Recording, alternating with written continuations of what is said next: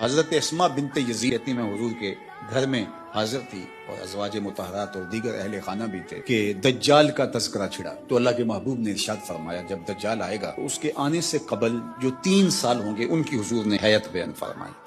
کہ آسمان تیسرا حصہ پانی کا روک لے گا، یعنی جتنی بارشیں برستی ہیں 2 حصے برسیں گی، 1 حصہ نہیں برسے گا، کم ہوگی بارش اس سال، اور زمین کی فصل بھی جتنی اگتی ہے اس کا تیسرا حصہ نہیں اگے گی، 2 حصے اگے گی۔ پھر اس کے بعد دوسرا سال آئے گا تو 2 حصے آسمان پانی روک لے گا اور زمین 2 حصے فصل روک لے گی۔ پھر تیسرا سال آئے گا تو 1 قطرہ بھی نہیں برسے گا اور زمین سے 1 دانہ بھی نہیں اگے گا، حتیٰ کہ کھروں والے جانور اور چرنے والے جانور اور کوہانوں والے جانور سارے کے سارے مر جائیں گے، یعنی اونٹ، بکریاں، گھوڑے سارے مر جائیں گے بھوک کی وجہ سے، قحط سالی کی وجہ سے۔ جب یہ 3 سال گزریں گے تو پھر دجال آئے گا اور دجال ایک دیہاتی کو ملے گا اور کہے گا کہ اگر تو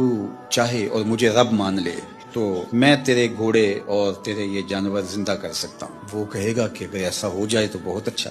تو وہ اشارہ کرے گا تو اس کی بکریاں، اس کی گائیں زندہ ہو کے اس کے ساتھ آ جائیں گی۔ شیطان اس شکل میں جو ہے وہ نمودار ہوگا تو اسے لگے گا کہ سب کچھ زندہ ہو گئے اور وہ اس پہ ایمان لے آئے گا۔ اس کے بعد پھر دوسرے دیہاتی کو ملے گا اور اس کو بھی یہی کہے گا تو شیطان پھر اس کی بھیڑ بکریوں، اس کی گائے، اس کے اونٹ کی شکل کے اندر ظہور پذیر ہو جائے گا تو پھر اس کے پیچھے وہ بھی چل پڑے گا۔ یہ 2 چیزیں حضور نے بھی بیان کی تھی کہ حضور کو باہر کوئی کام پڑ گیا تو حضور یہیں چھوڑ کے بات تو باہر تشریف لے گئے۔ تھوڑی دیر کے بعد حضور جب واپس تشریف لائے تو حضرت اسما بنت یزید اور گھر کی دیگر خواتین زاروں کے تار رو رہی تھی۔ حضور نے فرمایا تمہیں کیا ہوا، تم کیوں رو رہی ہو؟ انہوں نے عرض کی یا رسول اللہ آپ نے جو دجال کا ذکر کیا تو اللہ کے محبوب صلی اللہ علیہ وآلہ وسلم نے ارشاد فرمایا کہ اگر دجال میری موجودگی میں آ گیا تو میں فکر نہ کرو میں نپٹ لوں گا۔ اور پھر آقا کریم نے ارشاد فرمایا کہ اگر میرے بعد آتا ہے تو پھر ہر مومن کا اللہ خلیفہ ہوگا، یعنی اللہ اس کی طرف سے اس کی حفاظت فرمائے گا۔